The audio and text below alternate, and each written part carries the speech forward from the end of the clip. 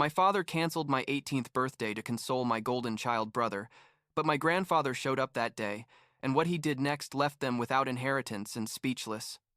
I'm 22 years old, about to graduate from college, and there are still days when I wake up and can't believe how much my life has changed in such a short time. Like 4.5 years ago, I was living in a house where I felt like I didn't exist, where every day was a reminder that I didn't matter enough. And now I'm here, living with my grandfather, finishing my degree, and feeling more at peace than I ever felt in that house. But I need to tell this story because what happened right before I left, what triggered everything, was so ridiculous and at the same time so revealing that I still have trouble processing it. I guess I should start at the beginning, or at least when things started getting really bad, which was when my mom died 6 years ago from lung cancer. My mom, Victoria, was basically my favorite person in the world. She understood me. We spent hours talking about everything and nothing. We watched movies together, cooked together on Sundays. My dad, Gregory, was always more distant with me. But when she was alive, there was like a balance. You know what I mean? She compensated for his coldness with double the love. And I was okay with that. My younger brother Austin, who's 17 now, was always my dad's favorite. From the time he was born, it was obvious, you know.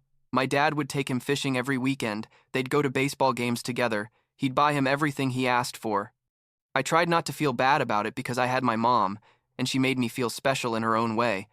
But when she died 2 months before I turned 16, everything fell apart. Suddenly, I was left in a house where my dad barely spoke to me beyond what was necessary, and where Austin behaved like a spoiled brat who could do whatever he wanted without consequences. The 2 years after my mom's death were horrible, honestly. My dad completely threw himself into Austin, like he overprotected him and spoiled him even more than before, and he treated me like I was an uncomfortable tenant in his house. I cooked my own food most of the time, did my own laundry, basically raised myself during those years. Austin knew it and took advantage of it. He'd make fun of me in front of my dad, and my dad wouldn't say anything, or worse, he'd laugh along with him. I remember one time I got home late from school because I'd stayed at the library studying for an important exam, and when I got home, my dad yelled at me in front of Austin for not letting him know. But the week before, Austin had gone out with his friends without saying anything, and came home at 2 in the morning, and my dad just told him to let him know next time. It was those kinds of things, small but constant, that made me feel like I didn't belong there. My grandfather, Albert, my mom's dad, lived in another state, like 5 hours away by plane. He'd been paralyzed from the waist down in an accident when I was like 10, so he couldn't travel easily and needed a full-time nurse. We talked on the phone often, especially after my mom died, but I never really told him how bad things were at home. I don't know why. I guess I was afraid of worrying him or that he wouldn't believe me.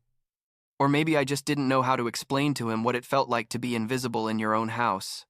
He knew that my dad and I weren't close, but he thought it was just a matter of different personalities, not that there was something deeper and uglier underneath it all. So my 18th birthday came around. I was excited because, well, it's an important birthday, right? Plus, I was going to start college in a few months, and I felt like it was the beginning of my real life, away from that house. My dad had said we'd do something special. Nothing crazy, but at least a dinner with some of my friends and maybe a cake. I wasn't expecting much, honestly. But at least I expected that day to be about me for once. But 2 days before my birthday, Austin came home crying because he hadn't made his school's football team. He'd brast. He'd been practicing all summer and was convinced he was going to get in, but it turned out there were like 50 guys competing for 30 spots, and he didn't make the cut. I felt bad for him. Seriously, because I know it sucks when you want something and don't get it, but what happened next was a bad joke. My dad decided that to console Austin, they were going to go away together that weekend, to a lake that was like 3 hours from the city, where they could fish and camp and spend time together. And when I say that weekend, I specifically mean the weekend of my birthday. My birthday was on a Saturday, and my dad literally told me on Thursday night that the dinner was canceled because Austin needed this more than I needed a party. I just stood there, staring at him, unable to believe what I was hearing. Like I thought he was joking at first, but his face was completely serious. I said, "Are you serious? It's my 18th birthday. We've been planning this for weeks." And he said, "Isaac, your brother is going through a difficult time and needs family support, you're already an adult and you can understand that. I told him that I was also part of the family and that I deserved to have at least my own birthday respected, and he got angry and told me to stop being selfish, that we could celebrate my birthday next week when they got back. I exploded, honestly. I yelled at him that it was always the same thing, that Austin was always the priority and I was always the one who had to understand and sacrifice, that I was sick of feeling like I didn't exist in that house. He turned red with anger and told me that if I continued with that attitude, he was going to rethink whether he really wanted to keep paying for my college. That froze me because I knew he meant it. My dad had a fund that my mom and he had been saving for my education, and honestly, I needed that money because I didn't have my own savings or anything. So I shut up, went to my room and locked myself in there for the rest of the night, feeling a mixture of rage and hopelessness that I'd never felt before, not even when my mom died. Friday morning they left. My dad didn't even say goodbye. I just heard the door close and the car starting. Austin had stopped by my room before leaving and said something like, "Thanks for understanding, bro," with a little smile that made me want to punch his face. But obviously I didn't do anything. I was left alone in the house all weekend. Saturday, the day of my birthday, I woke up and for a moment forgot what had happened, but when I remembered, I felt like someone had punched me in the stomach. I made myself a simple breakfast, scrambled eggs or something, and sat in front of the TV, not really watching what was on. My friends called and texted me throughout the day, some asking if there would still be a party and others just to congratulate me. And I told them it had been canceled due to a family issue. I didn't give them details because I was embarrassed to admit what had really happened. I spent the whole day alone in that huge house, feeling lonelier than I'd ever felt. At some point in the afternoon, I started looking at old photos from when my mom was alive, and I found one from my 10th birthday where she had made me a dinosaur-shaped cake because I was obsessed with dinosaurs at that age. In the photo, there were all four of us. My mom, my dad, Austin, who would have been like 7, and me, and we were all smiling. I wondered at what point everything had become so horrible, when my dad had decided that I didn't deserve even a minimum of attention or affection. I started crying like I hadn't cried in years, like sobbing and everything, and I fell asleep on the couch with swollen eyes and feeling completely empty. Sunday morning, the doorbell rang at like 9. I was still half asleep and wasn't expecting anyone, so I went to answer in my pajamas and with a zombie face. And when I opened the door, I almost fell over from shock. It was my grandfather Albert in his wheelchair, with his nurse Linda standing behind him. I froze for a few seconds, unable to process what I was seeing, and my grandfather looked at me with a sad smile and said, "Happy belated birthday, champ. Are you going to let me in or what?" I started crying right there at the door, like I couldn't contain myself, and he grabbed my hand and told me to come inside so we could talk. We sat in the living room. Linda went to make coffee for everyone, and my grandfather asked me what had happened. I didn't know where to start, so I just told him everything. From the day my mom died to the canceled birthday, and as I was telling him, I realized how pathetic it all sounded, how miserable my life had been those 2 years. I told him that I felt like a ghost in that house, that my dad barely spoke to me, and when he did, it was to criticize me or compare me to Austin. That Austin treated me like garbage, and my dad allowed it. That I couldn't take it anymore, but I had nowhere to go and no way to support myself. My grandfather listened without interrupting, and when I finished talking, he had wet eyes and looked furious and sad at the same time. He asked me why I had never told him any of this, and I told him the truth, that I didn't know how, that I was afraid he'd think I was exaggerating or seeking attention. He told me he understood, but that it made him feel terrible to know that his grandson had been suffering so much and he hadn't been there to help him. He asked me what time my dad was coming back, and I told him probably in the afternoon, like 4 or 5. He nodded and told me he was going to stay and wait for him, that he needed to talk to him face to face. I got nervous because I didn't want to cause more problems, but my grandfather told me, "Isaac, you're not causing problems. The problems are already here, and it's time for someone to tell your father that what he's doing is wrong." My dad and Austin arrived at like 6 in the evening. They were surprised to see my grandfather's rental car in the driveway, and when they came in and saw my grandfather in the living room, my dad's face went pale. Austin ran upstairs to his room.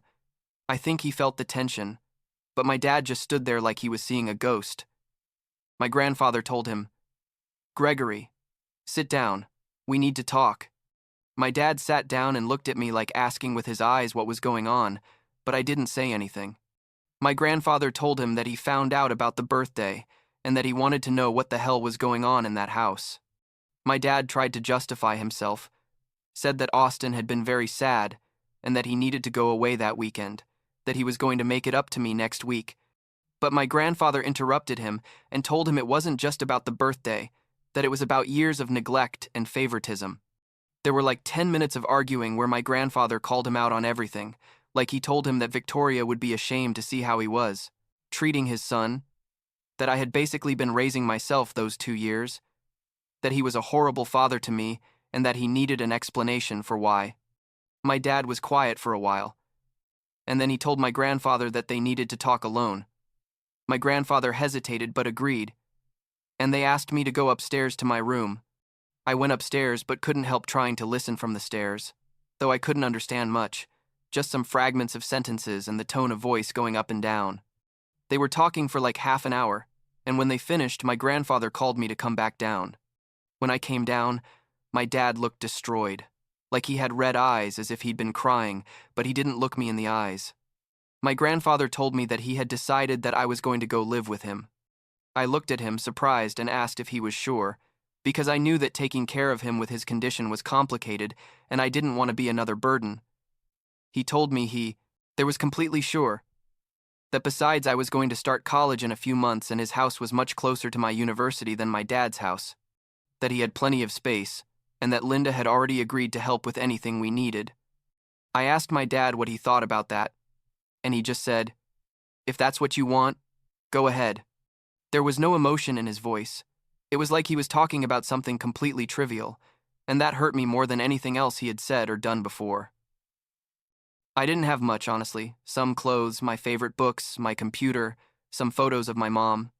Austin came out of his room when he saw me with the suitcases and asked me where I was going, and I told him I was going to live with grandfather Albert.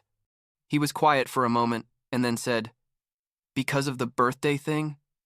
Like he couldn't believe I was making such a big deal out of it. I didn't answer him, just kept packing. My dad didn't come upstairs to say goodbye or help me with anything. He stayed in the living room watching TV like nothing was happening. When I finished packing, I went downstairs, shook my dad's hand without saying anything, and left with my grandfather and Linda to the hotel where they were staying that night because the return flight was early the next day. On the flight back, my grandfather told me that he was going to change his will. He had left like 30% of his inheritance to my dad because he was his son-in-law and had been married to his daughter for more than 20 years. But now he was going to change that, and that money was going to go to me. I told him it wasn't necessary, that I didn't want him to do that for me, but he insisted and told me that my dad didn't deserve a penny from him after how he had treated me. He also told me that he was going to make sure my college was completely paid for, no matter what my dad decided to do with the fund they had for me. I felt relieved and grateful, and confused all at the same time, because everything was happening so fast that I couldn't process it well. Like a week after moving into my grandfather's house, I got a message from my dad. It was long, like 2 pages in Word if you copied it, and it was basically an apology. It said that he had been a bad father to me, that he had no excuse for how he had treated me, that he understood if I didn't want to have anything to do with him in the future, that he hoped that someday I could forgive him. I read the message like 3 times trying to find some clue as to whether it was genuine or not, but I couldn't decide. I showed it to my grandfather, and he told me it was my decision whether to respond or not, but that I shouldn't feel obligated to do so just because he was my dad. Then my grandfather told me something I didn't know, something that completely changed my perspective on everything. It turns out that my mom had had an affair like a year before I was born. My dad found out when she was 3 months pregnant with me, and there was a huge drama. They almost got divorced. She swore to him that the affair was over and that she didn't know if the baby, meaning me, was my dad's or the other guy's. My dad insisted on doing a paternity test as soon as I was born, and it turned out that I was his biological son. But according to my grandfather, my dad could never completely get over that betrayal, and even though he forgave my mom and they stayed together, There was always like a seed of resentment toward me because I was the living reminder of that horrible moment in his life. My grandfather told me that they had even done a second paternity test when I was like 5 years old because my dad still had doubts. And again, it confirmed that I was his son. But the psychological damage was already done, I guess. I didn't know what to feel about that information. On one hand, it explained so much, like it explained why my dad had always been cold with me, why after my mom died, things got so much worse, because she was no longer there to be the bridge between us. On the other hand, it made me so angry, because I didn't ask to be born. I wasn't to blame for what my mom did, and punishing me for her mistakes was horrible and unfair. My grandfather told me that he had always told my dad that he needed therapy to process all of that, but my dad always refused, said he was fine, that he could handle it. Clearly, he couldn't. My grandfather also told me that he had included that information in the private conversation they had, and that part of why he was so furious with my dad was because he knew exactly why he treated me that way and knew it was completely unfair. He asked my dad directly if the change in the will and everything that had happened had anything to do with him finally trying to fix things for real, or if he was just scared of losing the money. My dad didn't give him a clear answer, according to my grandfather. He just said that he regretted many things and that he wanted to be better, but that he understood that maybe it was too late. I never responded to that message from my dad. I read it many times, thought about it a lot, but in the end, I decided I had nothing to say to him. I didn't know if his apology was real or just panic about the inheritance, and honestly, I didn't care enough to find out. Austin didn't contact me either, which didn't surprise me at all. 4 months passed without either of them talking to me or trying to know how I was, and I didn't make any effort to contact them either. I started college and it went incredibly well, honestly. I lived the first 2 years with my grandfather, which helped me tremendously, not only financially, but emotionally too. We talked every night about how my day went. He gave me advice, listened when I needed to vent. It was the first time in years that I felt like someone really cared about me and what happened to me. Linda also became like a mother figure to me. She cooked my favorite meals, helped me with laundry, and all those practical things that I didn't know how to do well, because no one ever really taught me. I felt like I was truly at home for the first time since my mom died. The following years went by fast. I moved to an apartment near campus in my 3rd year because I wanted more independence, but I kept visiting my grandfather every weekend without fail. He kept helping me with college, made sure I didn't have to work while I was studying so I could focus on my classes, and I'll be eternally grateful to him for that. My dad never contacted me again after that message, except for one thing that happened like a month ago. I'm in my last semester of college, I'm graduating in a few weeks, and out of nowhere I get an email from my dad. The subject line said something like, "Congratulations." And when I opened it, it was basically a short message telling me that he found out I was about to graduate and that he was proud of me, that he hoped he was doing well, that if I ever wanted to talk, he was available. I read it like twice, closed it, and didn't respond. I don't know what he expected to achieve with that, honestly. What am I supposed to say? Thanks for remembering I exist after 4 years? I don't know if it's genuine or if it's another attempt to look good, because Grandfather Albert is getting older and he knows the will is still in effect. And honestly, I don't care to find out anymore. A few days ago, my grandfather asked me if I ever thought about responding to him or trying to rebuild some kind of relationship with my dad or with Austin. I told him I don't know, that maybe someday when I have a clearer head and have processed everything better, but that right now I don't have the emotional space or the desire to do it. He told me he understood completely, that it was my decision and that he would support me no matter what I chose. I guess that's enough for now.